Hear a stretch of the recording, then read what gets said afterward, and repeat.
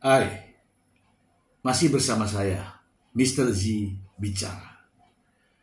Tentu saja bicara tentang kebenaran berdasarkan fakta, data, dan realita.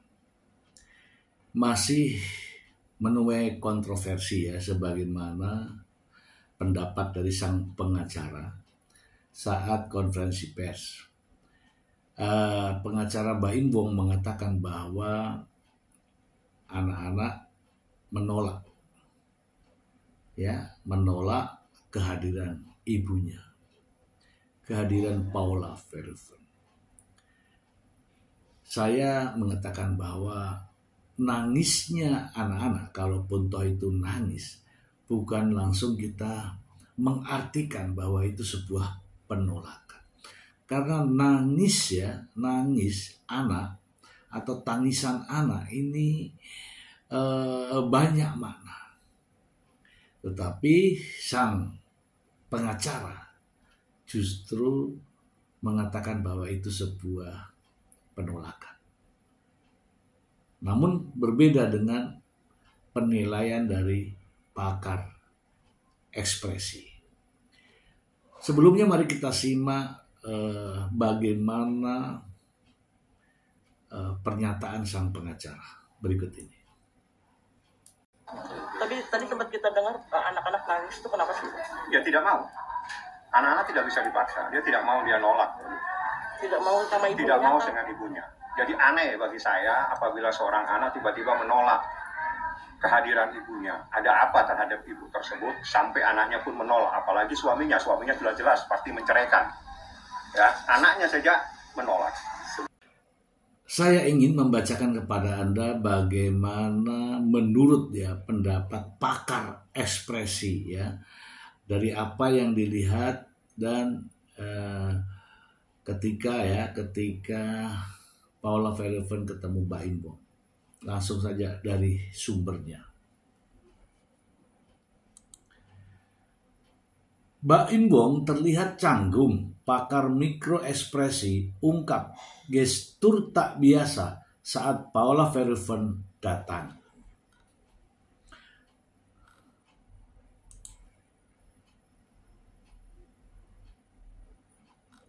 Dari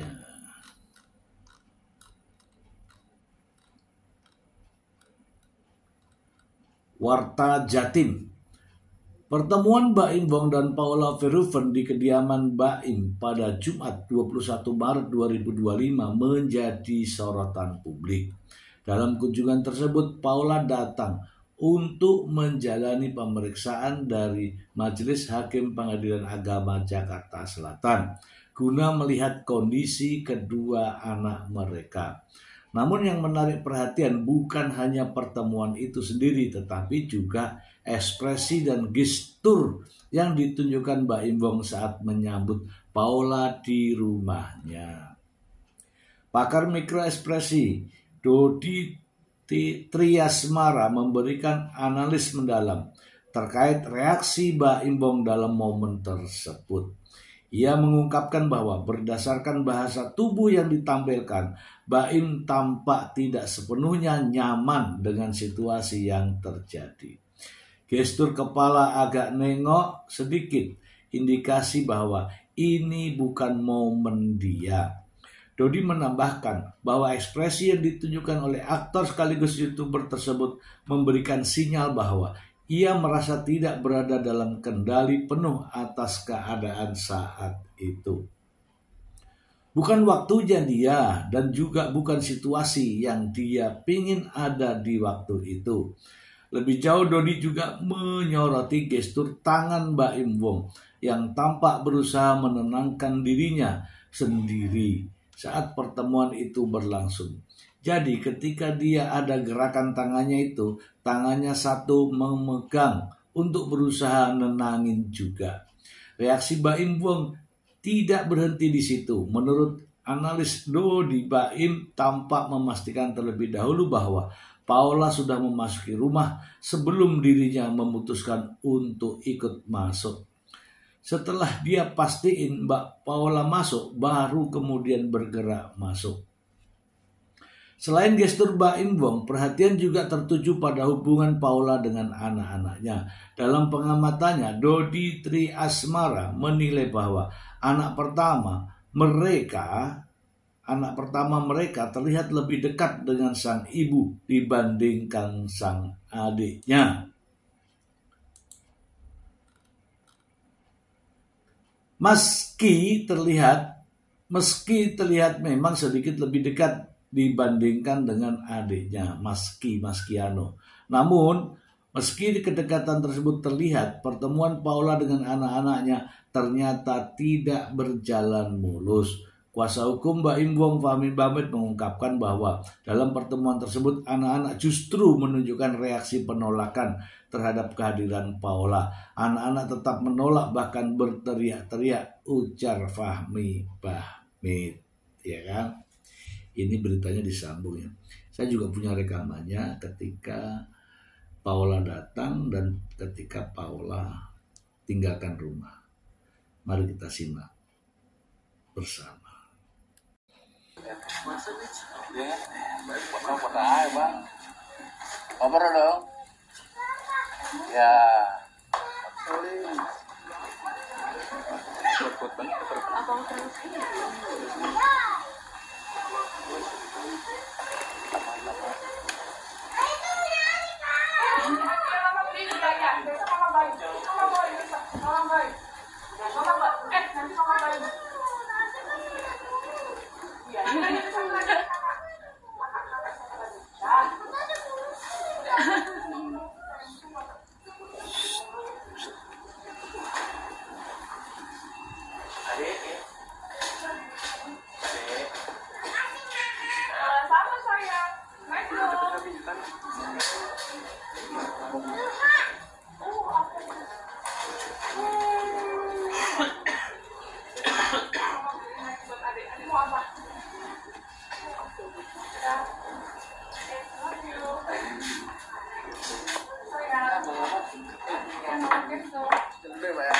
Oke, Kak Paula. Gimana nih?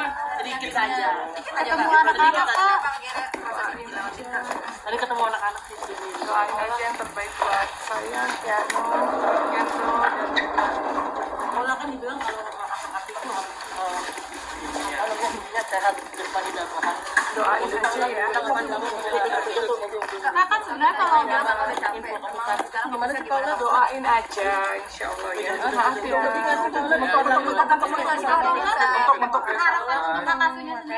Doain ya, makanya semangat.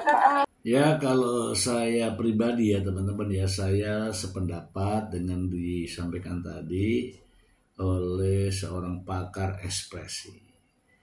Jadi kalau pakarnya berarti sudah bisa mengartikan ya, layak untuk mengartikan.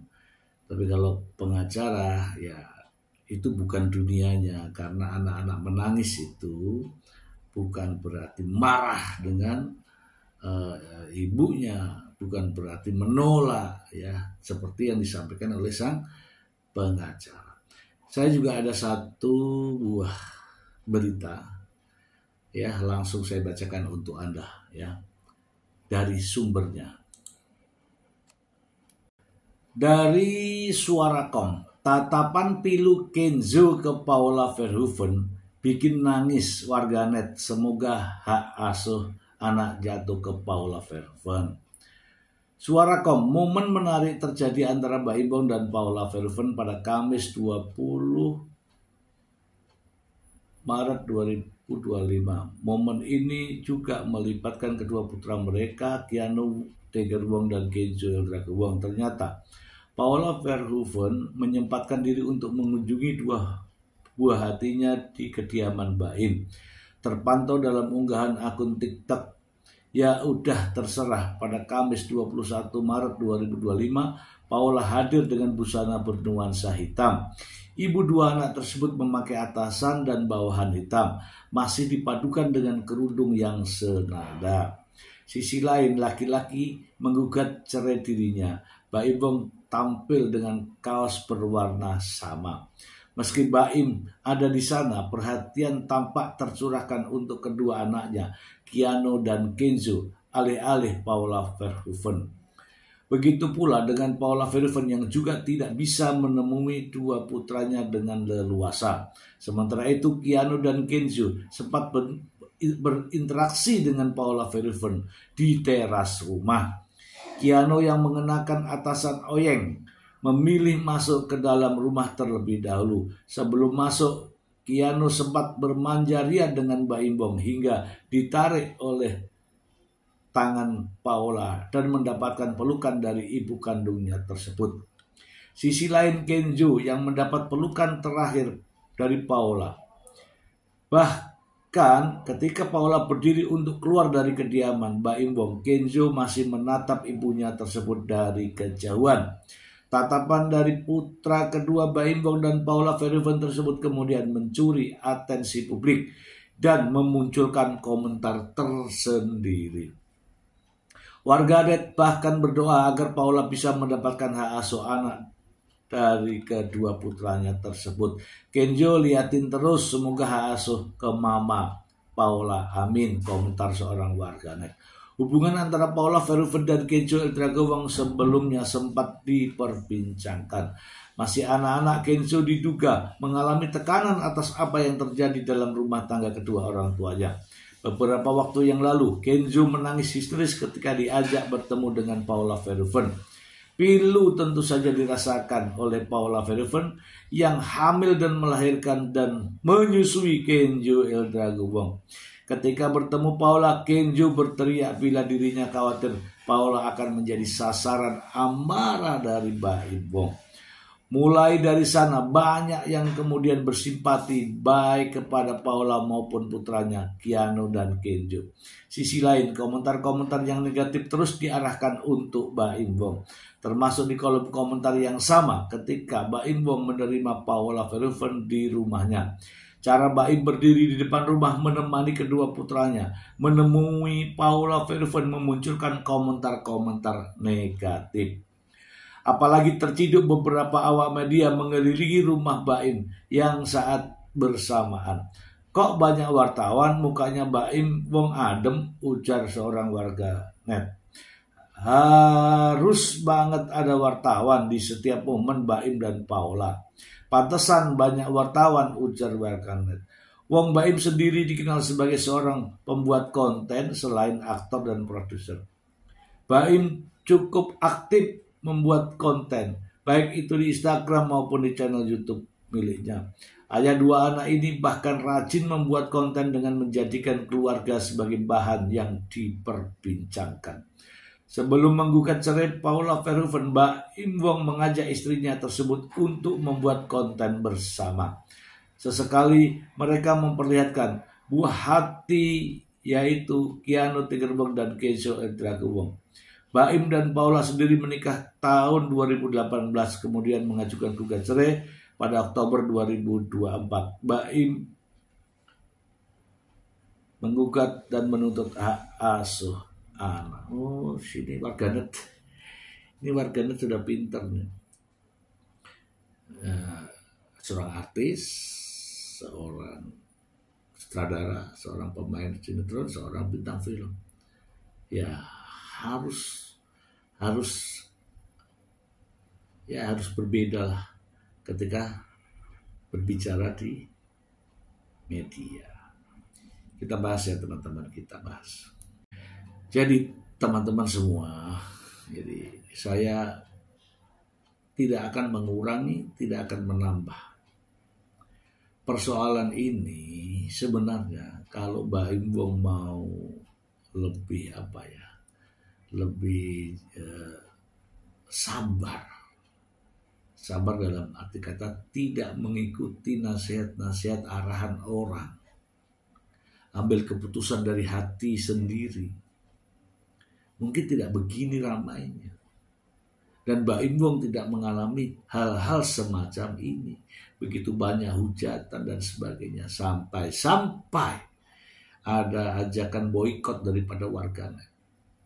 Ceritanya begini teman-teman, kalau permasalahan itu di bulan April 2024, Paula Verhoeven itu sudah menyimpan itu baik-baik. Mengapa? Karena Paula mulai bulan April itu sudah bertemu ya Anna Sophia Yuking, konsultan hukum. Namun tidak ada awak media yang tahu, sama sekali tidak ada. Padahal problem sudah ada. Katanya kan April 2024. Setelah Paula Verhoeven berkonsultasi ya dengan konsultan hukum Anna Sophia Yuking, gitu ya. Pada bulan Oktober kira-kira tanggal 8 Oktober justru Mbak Im Wong langsung konferensi pers didampingi oleh sang pengacara. Saya tidak tahu ini ide dari mana, atas masukan siapa, sampai persoalan rumah tangga, konferensi pers, itu yang jadi titik awalnya. Nah, setelah konferensi pers inilah dimanfaatkan. Fahmi Bamit sebagai sang pengacara tampil di beberapa media dan televisi. Sahabat-sahabat Baim rame-rame pada keluar muncul di media. Ternyata itu semua atas saran daripada orang lain, bukan dari hatinya sendiri sang Baim Wong ini, gitu ceritanya. Menuai banyak pro kontra, kontroversi. Kenapa? Masalah perceraian, masalah rumah tangga, masalah aib diungkap di media. Inilah penyebabnya, sehingga warganet ya, para netizen ya kan, antipati lah di situ, ya kan. Kemudian muncullah kesempatan berbagai pernyataan. Terus karena media ini dikemas sedemikian rupa, jadi mainan ya, ini saya ini tanda kutip, mainannya sang pengacara ini di media. Namun ya dengan berbagai pernyataan di media sosial ya, di televisi, namun warganet ternyata punya penilaian lain.